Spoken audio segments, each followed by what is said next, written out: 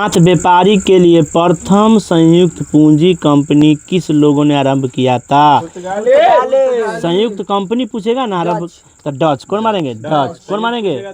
Dutch. अब सुनिए अगला क्वेश्चन सुनिए।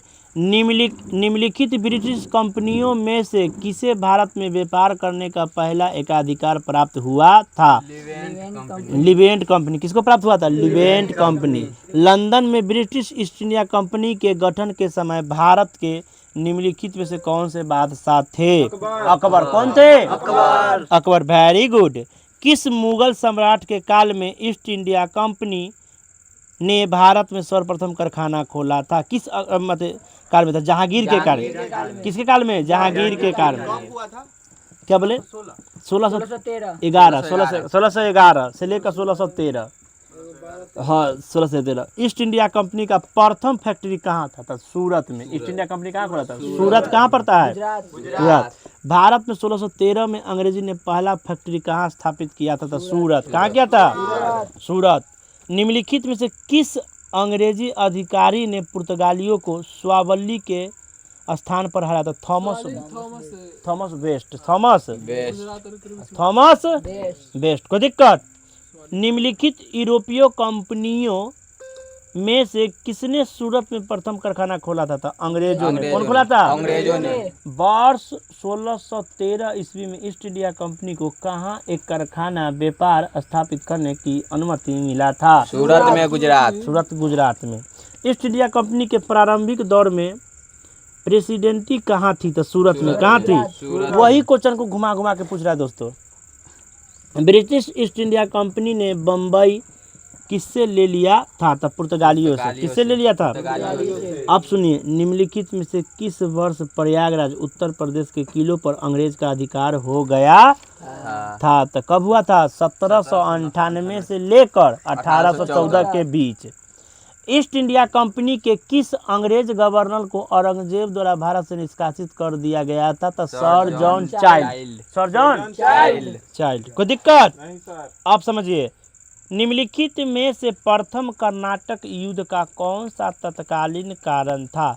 इसका कारण था अंग्रेजों द्वारा फ्रांसीसी जहाजों का अधिग्रहण। अंग्रेजों द्वारा फ्रांसीसी जहाजों का अधिग्रहण। अब सुनिए। कर्नाटक के युद्ध किन किन के मध्य लड़ा गया था? तो फ्रांसीसी। Very good. अंग्रेज और फ्रांसीसी। कह रहा है कि निम्नलिखित में से कौन एक सुमेलित नहीं है? मानी गलत आंसर को हम लोग को क्या करना है? पहचान करना है। कह रहा है कि कर्नाटक का युद्ध 1746 से 48 में हुआ था। तो हाँ हुआ था। कर्नाटक युद्ध हुआ था। माने प्रथम कर्नाटक युद्ध। क्या कर्नाटक के दूसरा युद्ध 1750 से 52 हुआ था? तो नहीं। दूसरा कर्नाटक का युद्ध 1749 से 54 के बीच हुआ था।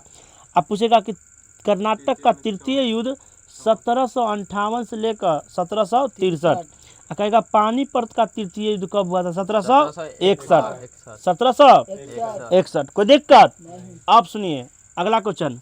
निम्नलिखित में से कौन सा प्रथम यूरोपीय व्यक्ति था जिसने भू क्षेत्र अर्जित करने के उद्देश्य से भारतीय राजाओं के झगड़ों में भाग लेने की नीति आरंभ किया था? तो डुप्ले। कौन था? सब आया था व्यापार करने के लिए। डुप्ले नामक जो व्यक्ति था जमीन भू हड़पने का शिकार में आया था फिर में। भारत में फ्रांसीसियों ने अपना पहला कारखाना निम्न स्थान पर खोला था। सूरत में। कहाँ खोला था? फ्रांसीसी ईस्ट इंडिया कंपनी स्थापित हुई थी किसके समय में? तो लुई 14वें के शासनकाल में। किसके शासनकाल में? किसके शासनकाल में? निम्नलिखित में से किसे भारत में फ्रांसीसी कंपनी का संस्थापक माना जाता है? कॉलवर्ट। किसे माना जाता है? कोई दिक्कत? बंगाल में निम्न में से कौन सा कारखाना डचों ने स्थापित किया था? हुगली और चेंसूरा दोनों। हुगली और चेंसूरा दोनों। ठीक है। कोई दिक्कत? अगला क्वेश्चन सुनिएगा आप लोग कि फ्रांसीसी दक्कन में शक्ति आंदोलन स्थापित करने में असफल रहे क्योंकि अंग्रेजों की फौज शक्तिशाली थी। अंग्रेजों की फौज ना बहुत शक्तिशाली थी और आधुनिक हथियार से वो लैस रहता था। कोई दिक्कत? अंग्रेजों में एगो पहले सबसे ज्यादा बात था कि वो डिसिप्लिन मेंटेन रखता था। कोई दिक्कत? आगे चलिए। उस क्षेत्र की पहचान करें जहां से यूरोपीय कंपनी को सर्वोत्तम सोडा और अफीम प्राप्त होता था। तो बिहार से सोडा और अफीम प्राप्त होता था। कोई दिक्कत? नहीं। ठीक है।